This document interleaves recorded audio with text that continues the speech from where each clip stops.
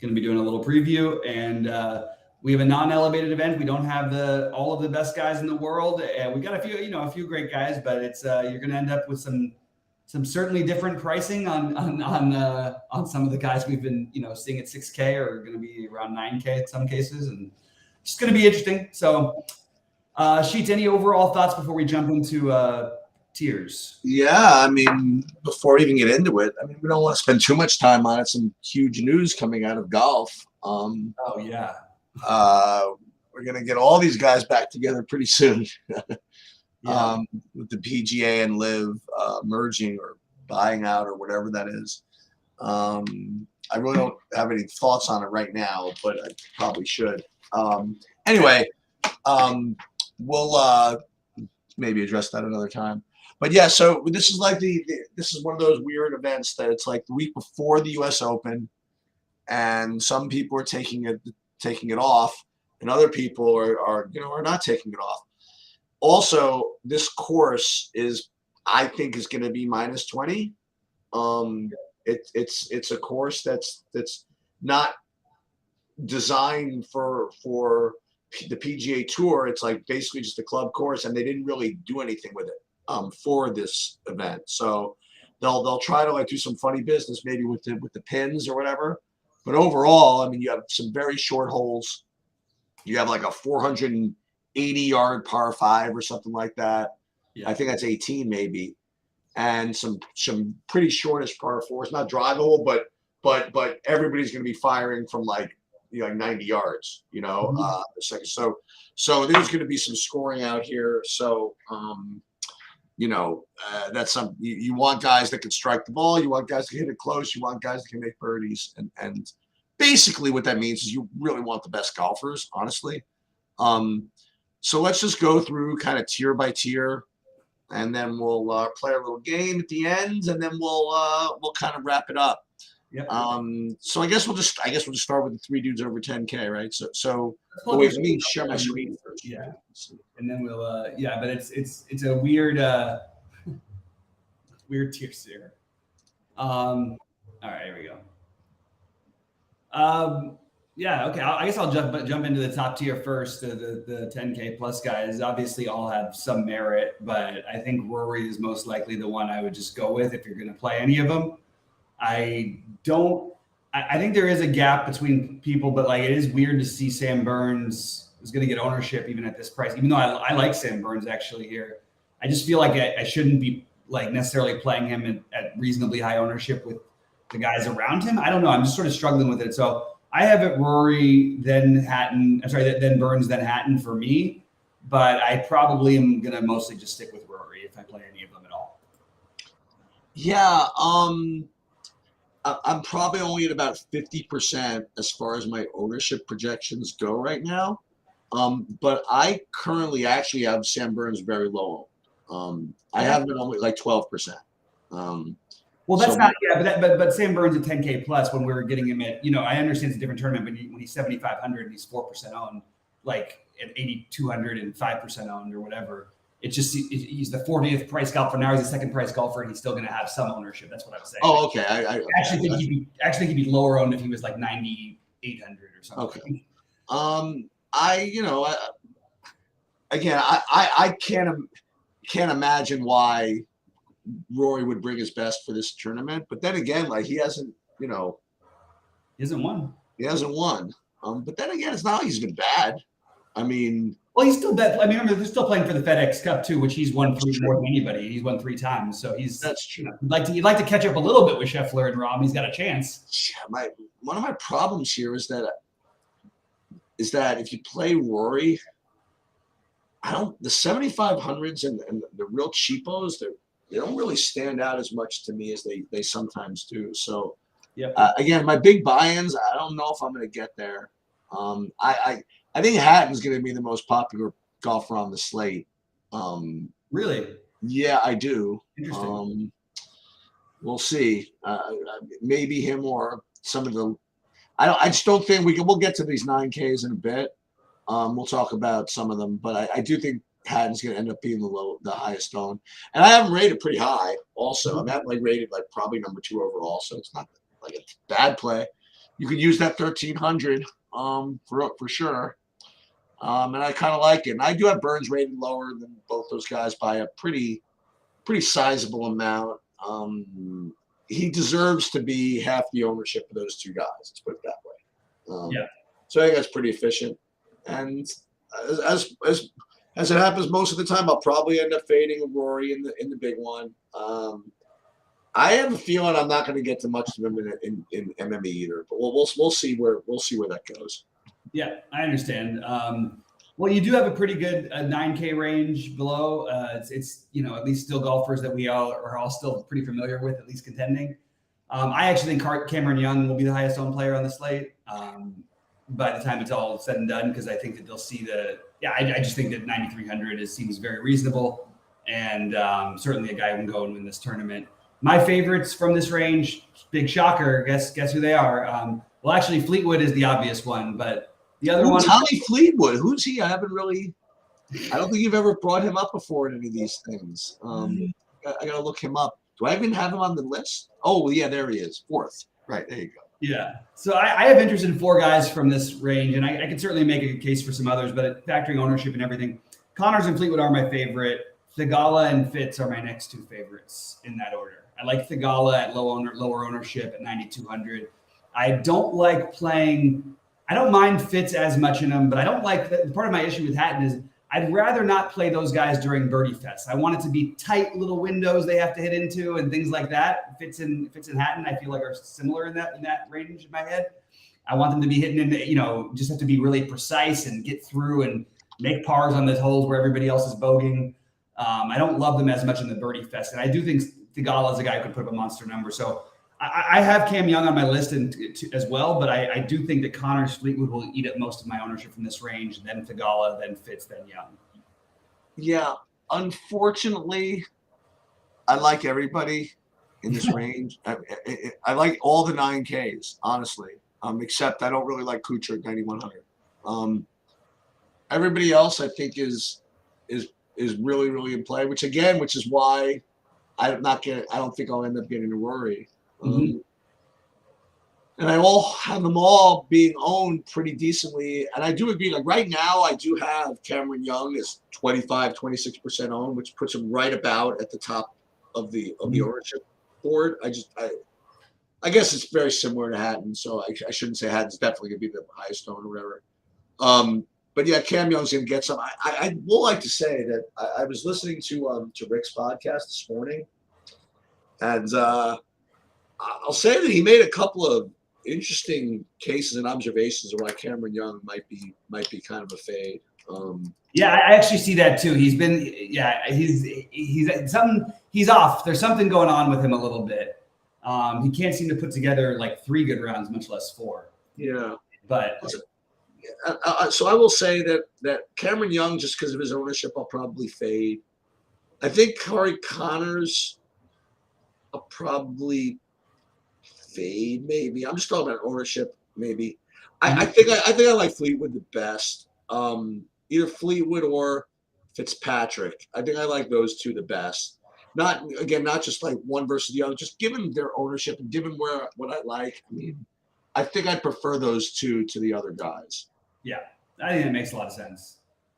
All right, down in the 8Ks, I've got I like Moronk. I know he's going to have a little bit of ownership. I don't know what to do with Svensson. I prefer him on tougher courses, and I prefer him when he's 6,800, to be honest with you. But I do like the idea of playing these Canadians when they're there. Talk about if you're worried about anybody else's incentive during this tournament, you're not going to have to worry about the Canadians. So I'm a little biased towards that, and I will throw Nick Taylor in for the same reason. So Nick Taylor, Moronk, and Svensson being my favorite in this range. I don't mind Aberg or Højgaard or Bramlett. I just think everybody else rates to me to be similar. Oh, and I forgot to mention Adam Hadwin is the other one. So the story of the 8Ks for me are the Canadians. Yeah. So what I was going to say is, again, someone's got to win, sort of. I was going to come in with my narrative. All the Canadians. What I'm supposed to do is just like fade all the Canadians. Is that it works though? I'm telling you, these guys at their places, whatever it is, they go down to Mexico. These guys who are literally projected to they're 6K and they end up top 10 in the event. It's like yeah. So that's where I was coming in with this, but even that's not particularly, you know what I mean? Like the people are going to play the projections. They're not going to overplay Yeah. the Canadians. I don't think, especially like 8K guys or whatever. So I'll stick with what I have. I agree. I have Morant rated #1 as well. You mentioned Taylor, you mentioned Hadwin, you mentioned Højgaard. I mean, all those guys are okay. I will throw my favorite, which I haven't played in a little while, but I'll go back to my favorite is going to be Keith Mitchell at 8,900. And then I'll throw one other guy, one other similar guy, like that being Joseph Bramlett. But the guy that I want to also put in there is Michael Kim. So those are going to be my three: Michael Kim, Joseph Bramlett, and Mitchell, to go along with what I think is going to be a pretty high on Morant. Yeah, I understand that. And yeah, I'm certainly not going to have any issues with that. All right. The problem I have with the Kim, I liked Kim too, but I really like the next guys beneath him a little bit better. That's fair. So we get into the 7,500 to 8K range. And I think this is more than, this range is a little better than the next range we're about to talk about, the 7,500. So what I've got is I keep the Canadian trend going with Taylor Pendrith. I know that you not Cheats' thing, but that's what I'm going to be doing some of.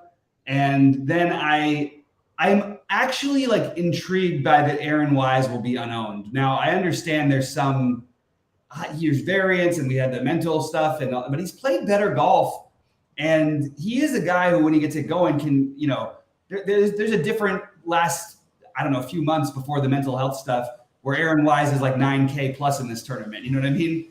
And the guy who probably should be, just because he seems to perform, above expected everything every week, is Eric's with the C. Cole. I'm seeing a ton of ownership on Brandon Todd.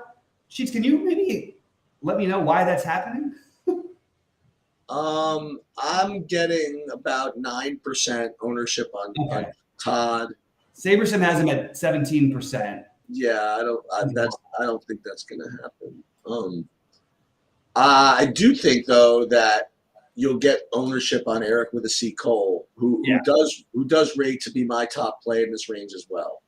I don't say as well, but I don't know if he was your top one, but he rates to me as the top play, and I have him at 11% ownership. And listen, at this price, that's pretty chalky. And then I'm getting Lee Hodges also at over 10%. So I don't know if I want to do this range all that much, given that ownership. We'll go back to a guy who again gave me a stress headache with all the projections and the changes and the ownership changes last week, and Aaron Rye at 7,600, he made 9%. I don't know. I don't know how intrigued I am with this range as I usually am. So I'll get some of it, but I'm not forcing these in like I sometimes do. I understand where you're coming from. I did want to throw out that I actually do think that there's some guys here that with maybe not as big of names that are like, I actually have Brandon Wu and Vincent Norman. I think Norman is a guy you want to just keep an eye out for going. I actually think Wu too as well, but I think Norman is a guy going forward that I think you're going to start seeing pop up a lot. So I'm not sure if this is when it's going to really start, but I do believe that guy's really talented. So I want to just throw that out there. All right, so what do you got between 7K and 7,500? Because there's going to be some concentrated chalk on a guy who I like in general quite a bit, and I want to bet on the future of, but it's going to have a lot of ownership, and mostly everybody else in this range is just sort of meh. What do you got? Well, I'm trying to guess who you're referring to. I guess you might be referring to the Ben Griffin. Yeah. Okay, yeah. So I do have him as the top play, and I do have him at about 12% ownership. At that price is pretty healthy. And then, it doesn't seem like you're getting any breaks here. My next highest rated guy is Mark Hubbard, and I have 14% ownership on Hubbard. And then Will Gordon, who people seem to play also. So I don't know what kind of breaks you're getting down there. I'm gonna highlight a guy. I'm gonna bring up a guy, and I'm gonna give full credit. It's totally a Rick play, but and you listen, go to rickrungood.com. He does a lot of good work. And every once in a while, he comes up with these hoodoos. I'm gonna give it out, and I'll say, listen, I can't get into all of it because it's Rick's content, but it's a Rick play, and I'm convinced. I'm gonna play some of this Aaron Cockrell at 7K flat. I have a 3% ownership in a range where I'm not particularly like enthralled. So I'm going to throw him in. I'm going to throw in a couple of other just kind of wild ones. I'm going to go back to our old friend, the General, Pat and Kazire at 7,100. And then this is I've never really had a lot of luck with this, but just kind of actually remember a few weeks ago, I'm like, listen, why is Adam Scott like so low, just like for no reason? Yeah. Just kind of randomly, you have Webb Simpson at 7,300. Sort of weak field. So I'll throw him in, and I'll give you two more. Just once again, Scott Piercy, who we've talked about before, and then Carson Young. So those are just good. These are just guys I'm just firing. Not a lot of confidence, but the Aaron Cockrell play. Just to give you the real summary. I mean, he's definitely like a really good ball striker. And the only thing that's holding him back is sort of his putting a little bit. But I'm in. I'm looking for something different here. And Cockrell is somebody different, so I'm gonna take a shot at that, and that's probably where I'm gonna end up because again, like the higher 75s, everybody I like is chalky, and so I'll probably shuffle some of these lower 7Ks and hope to get lucky, I guess. Who do you like in this range down here? Yeah, I mean, you named some of them. So I'm into Carson Young. I'm in on Ben Griffin, and I'm in on Kazire and Piercy. Okay. Piercy's look, he's made some noise without making quite enough noise, but he's cheap. We're gonna take shots. He's played, he's played pretty well. He's had like one of the rounds of the tournament, and basically all the tournaments he plays, he just has the other ones get in the way. But I do like Carson Young. I feel like I want a little. I was ahead on this guy before anybody was playing him, and then now still no one's going to play him this week. Like I'm in on that one. I think people might actually end up playing him. But Carson Young, Kazire, Piercy, and who was the first one I mentioned? Ben Griffin are my favorites. I definitely could understand the argument for a lot of guys. Bhatia, I think, makes some sense. And I just need to look into the Cockerell thing. I don't. Yeah, you just got to throw a couple in. You just have to. Okay, I'm gonna throw his name down just because I don't really know much about that. If you happen to be Canadian, man, you could just load up. Oh, I forgot my other one. So I'll do my double woo. I have to do a double woo lineup again. There you go. The Dylan Woo at 7K flat, I think is totally reasonable. Under 8K. Under 7K. You mean. Under 7K. Sorry, Sheets. Do you have anybody? Yeah, I got a few. Davis Thompson, and it seems like kind of like also cheating. Every time I like a guy under 7K, he's like exactly 6,900. That's just the way it's kind of working. Tyler Duncan, Smotherman. I mean, Smotherman has got to be as good as some of these other 7Ks. Yeah, I was thinking the same thing about Smotherman. There's another guy like Eric Van Rooyen. How much is he really worse than these guys at 7,500? I don't know. Mm-hmm. And then the other guy I'll mention down here is maybe. Who's that guy? Is Callum Tarrant actually a good player? Or it's just like some name I like to say. I don't know. Maybe not. He threw us off with playing really well like 4 weeks ago. Yeah, so maybe not. But so Eric Van Rooyen will be like the name value guy. That seems to make sense to me. And then as far as actual guys that rate, Davis Thompson and Tyler Duncan and Sam Bennett. So. Yeah, get all those ones. So the ones I've got down here, I like Smotherman. I have Thompson on my list and Kevin Tway. Ooh, I like that. I think that's a pretty reasonable 6,600 play. I can't get down to the very bottom. It's just there's just no names that I like just that I feel like comfortable really getting into. So I think those are the main ones for me. And let's see what else I got here. Is there anything else? I don't think I have anything else here. The cheapest guy that I have that is like sort of rated okay is Ryan Moore at 6,400. And Ryan Armour, the two Ryans. Moore and Armour? What was the other one? Moore and Armour. Yeah. Yeah. Okay. But yeah, like you said, sort of not the most encouraging range. Remember, there wasn't a tournament all that long ago where Van Ruyen finished second and Right. the same price range in one of these weird fields. So I kind of maybe you throw in a little bit. I'll tell you what I'm going to end up doing in my big Lions. I'll probably play like 3 9Ks, maybe not these exact 3. Yeah, but 3 9Ks and 3 cheapos. I think that's where I'm going to end up probably. Yeah, and I think that seems like a very logical build. I think that I'm going to be probably in the 8 and 9Ks with my spends, and then. Hey, did you do any work on the college guy? There's like some 8,200 guy who's like the NCAA champion or something. He doesn't project all that well, but I have a feeling people are going to play him. What was his name? Aberg, right? Yeah, Aberg. Yeah, Ludwig Aberg. Yeah. I mean, it's just I agree that people will play him, and that was sort of why but I don't know how many. But I just when a guy like why do I have to bet on him ahead of Svensson just because he's doing really well in college? You know what I'm saying? Like, it just doesn't quite. I like the idea of getting ahead on these guys, but I mean, if he was like 7th, but you're not even ahead of him. You know what I mean? Like, everybody's talking about him. Like, why is he in his 8K? But also, why is he in the 8K range? Like, usually, if we're talking about these young, like the Carson Young types, we're paying a lot less for these guys. Right. These guys. Right. So I just personally would rather try to avoid that if I can. Maybe he ends up in one lineup of mine, but I don't plan on it. All right, Cheats. Who's going to win the tournament?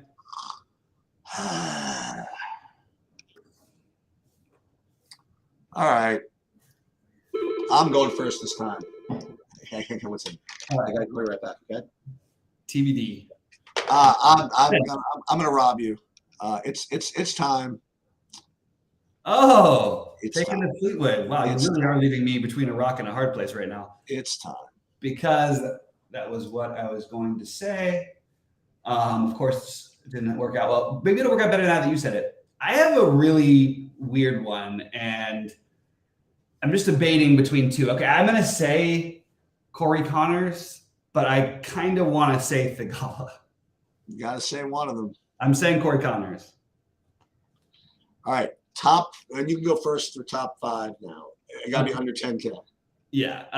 Well, then I'm going to say Thigala. And then I am going to go with Matt Fitzpatrick. Okay, so that and I'll start then with under 9K to make top 10. I will reiterate my guy, my Keith Mitchell. Keith Mitchell. Okay. Oh, you see, this is good because this means you forced me to play a couple guys I wasn't going to. I really want to say a different guy's name, but I'm having a hard time doing it. So, okay, I'm going to say, you know what? Let's stick it with the Canadian theme. I do really like Moronk, but I'm just going to say, Nick Taylor, actually, not Adam Svensson. Okay. I'm sorry, not what's his name, Hadwin or Svensson either. Taylor. All right.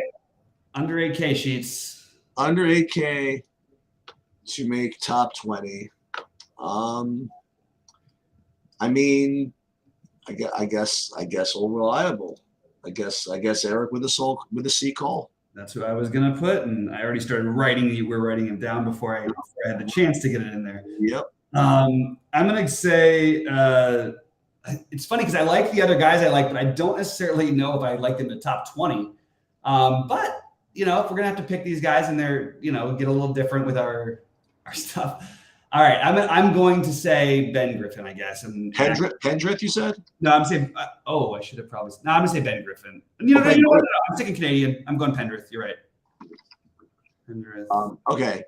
You can go first. Under 7K to make the cut. Okay, under 7K to make the cut. I am going to go with Smotherman.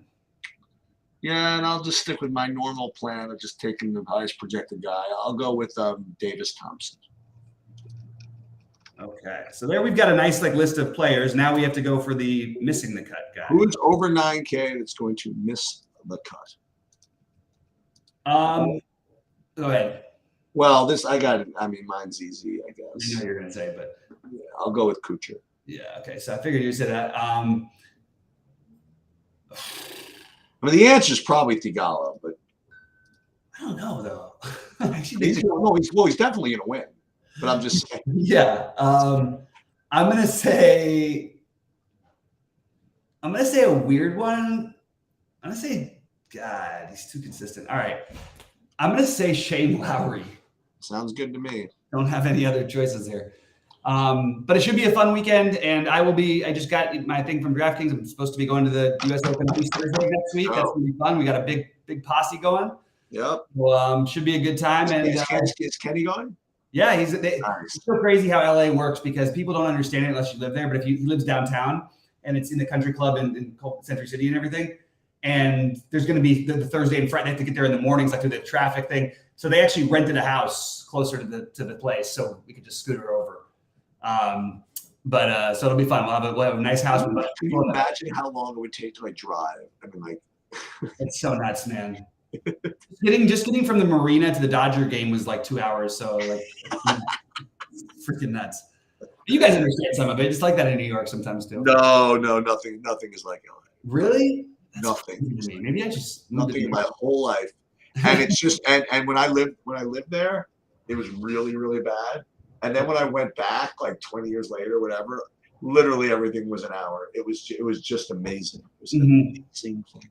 Like and it's funny, we were driving back to the airport to get out, and the guy was driving down these side streets or so whatever to get to the airport. And I'm like, you don't go on the 405 to the airport? He's like, man, you haven't lived here in a while, have you? He's like, you can't do that. You can't get to the airport. He's like, hi, were you kidding me? You got to go on the back roads or you'll never get there. Yeah, that's pretty accurate.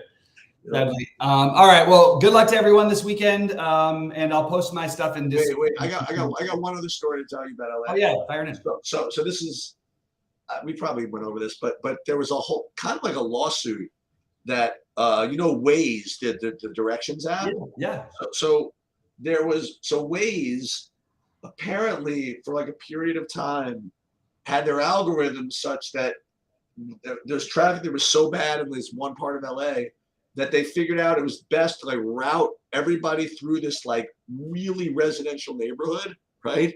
Uh-huh. And what ended up happening was so many cars ended up in this residential neighborhood that people couldn't get out of their own driveways. Oh my God. Because all the cars were lined up. So they were trying to sue Waze, and Waze it's not on us, the algorithm's just kind of based on traffic patterns. It's the most, so they ended up having to actually have Waze redo their whole algorithm to help this community survive what became a nonstop parking lot. Oh my God. That's that. But you're gonna have fun walking hopefully from the house there. Yeah. And hopefully we'll have a big bankroll that you'll build up from the Canadian Open to fire some more next week. Absolutely. I hope so. It'd be really fun. And I'd love to be at a golf tournament. It's the best. It's the best. Yeah. All right. Awesome. Well, good luck to everybody. And